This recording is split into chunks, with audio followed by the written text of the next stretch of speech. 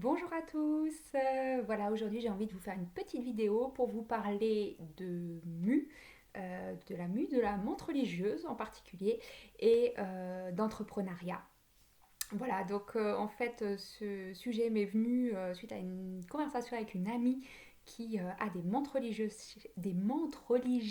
chez elle et qui m'expliquait le phénomène de mu et les risques aussi de la mu. Et je trouvais que le parallèle avec le passage du salariat à l'entrepreneuriat était intéressant et c'est ça que j'ai envie de vous partager. Alors, déjà, je voudrais vous dire ce qui, selon moi, constitue les trois grandes phases d'une mue réussie.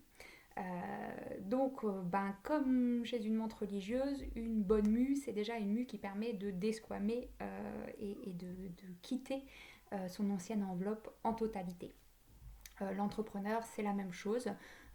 Il quitte le salariat et du coup, il a besoin de lâcher en fait tout son fonctionnement, toute sa logique, toutes ses habitudes de salarié pour pouvoir vraiment passer à l'entrepreneuriat. Je vais donner un exemple. J'ai une cliente qui me disait moi j'ai l'impression qu'il faut que je produise tout le temps, que je dois tout le temps être devant mon ordi, même si je suis entrepreneuse et que personne ne me regarde, il faut que je sois devant mon ordi et il faut qu'il y ait du résultat visible, il faut que j'ai des coms, il faut que j'écrive des choses, que je publie des choses, sinon j'ai l'impression que je ne travaille pas. Or, dans le salariat, on n'est pas du tout dans cette logique et il y a tout un travail de préparation, de prise de recul, de travail sur des partenariats, etc., qui n'est pas forcément visible et qui peut porter ses fruits à long terme, mais qui est néanmoins nécessaire. Donc c'est pas du tout la logique salariale, mais c'est vraiment quelque chose à changer pour être entrepreneur voilà, dans toute sa globalité et dans toute sa complexité et toute sa beauté. La deuxième chose, c'est de conserver ce qui doit l'être. Une menthe religieuse, quand elle va muer, elle va pas devenir un grillon ou elle va pas devenir, je sais pas, une sauterelle ou autre chose. Elle reste une menthe religieuse. Et puis ses organes, enfin elle change effectivement d'enveloppe, mais ses organes restent les mêmes. Elle a toujours un cœur, elle a un foie, etc. Ses yeux vont pas tomber, il n'y en a pas des nouveaux qui vont pousser. Donc voilà, il y a de la continuité, il y a un changement, il y a vraiment une étape qui est franchie, mais il y a de la continuité avec ce qu'elle était avant. Et chez les entrepreneurs et les entrepreneuses, c'est la même chose. Souvent, quand on passe à l'entrepreneuriat, surtout si on a fait une formation, je sais pas, une formation de coach, de thérapeute, enfin qu'on a voilà, mis une étape comme ça de formation entre le salariat et l'entrepreneuriat, et ben on a tendance à se dire je repars de zéro, voilà, je suis nouveau-né dans le monde professionnel, etc. Alors en même temps, c'est chouette parce que on se dit on peut tout recommencer, tout, il y a quelque chose de grisant et en même temps c'est très insécurisant parce que voilà, on a l'impression qu'on a tout à réapprendre, qu'on se connaît absolument pas, que tout est neuf. Voilà, en fait, même si on fait une formation, même si on met une nouvelle casquette ou qu'on découvre de nouvelles choses, il y a de la continuité, on garde son savoir-faire professionnel, son parcours, influence qui on est, ce qu'on fait, on a des talents particuliers, on a une éthique professionnelle, on a un vécu et tout ça va vraiment colorer notre pratique aujourd'hui. Voilà, et du coup, c'est hyper important de prendre conscience de tout ça et de le valoriser et de le mettre au service de sa nouvelle vie professionnelle au lieu de vouloir mettre à la poubelle. Donc voilà, il y a vraiment de la continuité, on ne devient pas quelqu'un d'autre, on devient la même personne en version agrandie. Et donc justement, la troisième étape importante quand on mue, c'est de comment dire, d'aller découvrir, explorer ces nouveaux contours. Voilà, on a une nouvelle posture, on a un nouveau projet, et ben il faut qu'on se l'approprie.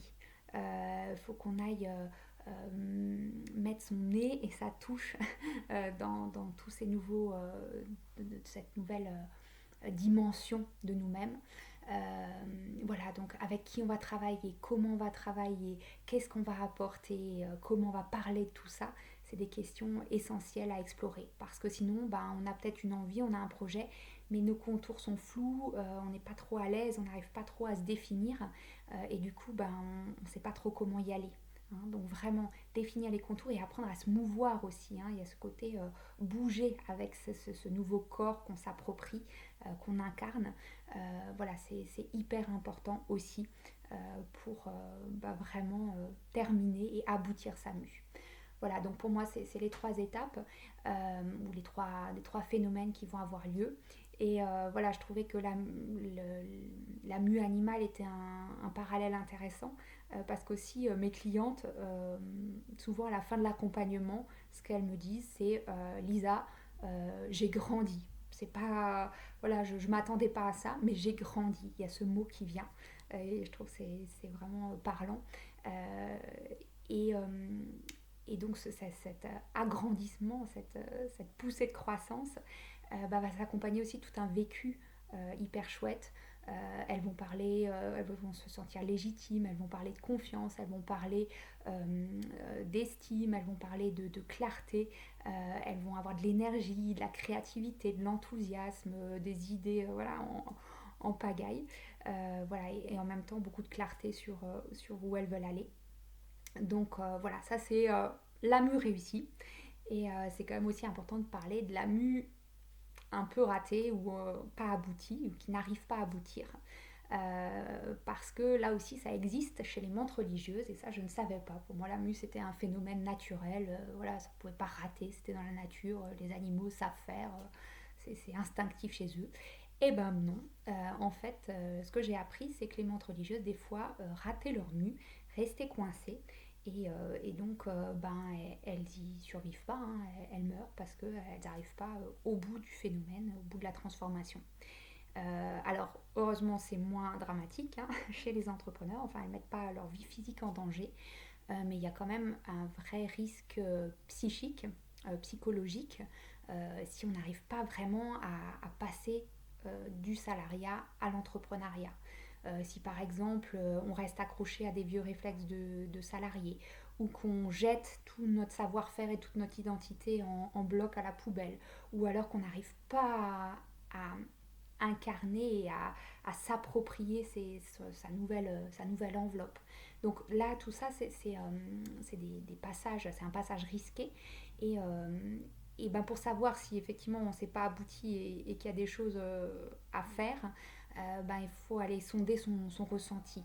Quand la mue n'est pas aboutie, on a une patte, je sais pas comment dire, oui, une patte dedans, une patte dehors. Et du coup, on n'arrive pas bien à avancer. Il y a quelque chose qui coince, on rame, on essaye des choses, mais c'est pas nourrissant, c'est pas fluide.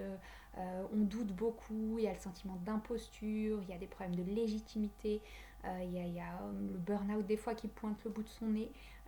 Voilà, il y a vraiment quelque chose de désagréable, de coincé qui se ressent.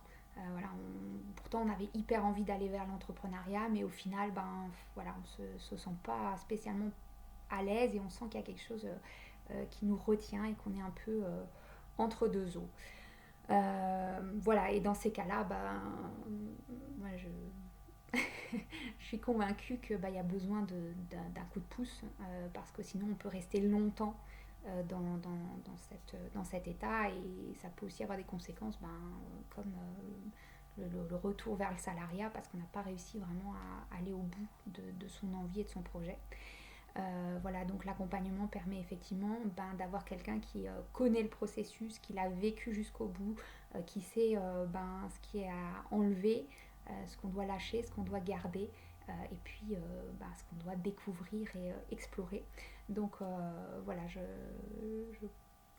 préconise à ceux qui ressentent effectivement que la mue est pas top et qui a besoin de la parfaire, de se faire accompagner.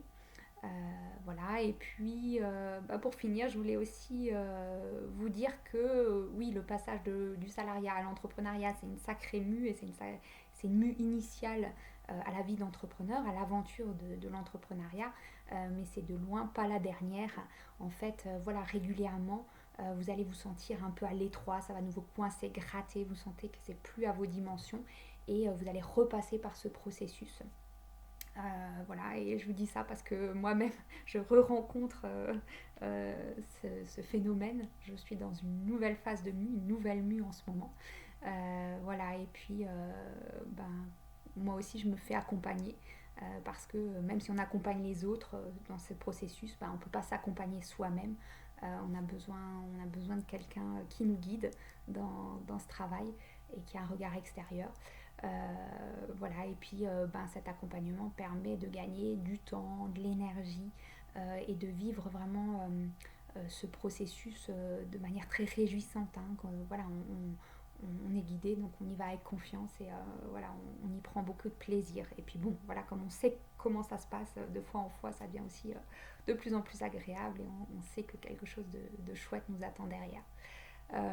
Voilà, donc bah écoutez, si vous avez enfin, si la vidéo vous a parlé, si vous avez envie de partager votre vécu de la mue, où vous en êtes, si elle est facile, si c'est une phase qui est passée pour vous, si vous êtes en plein dedans, s'il y en a une qui s'annonce, enfin voilà, si vous voulez partager ce que vous ressentez par rapport à ça, c'est avec grand plaisir que je vous lirai en commentaire.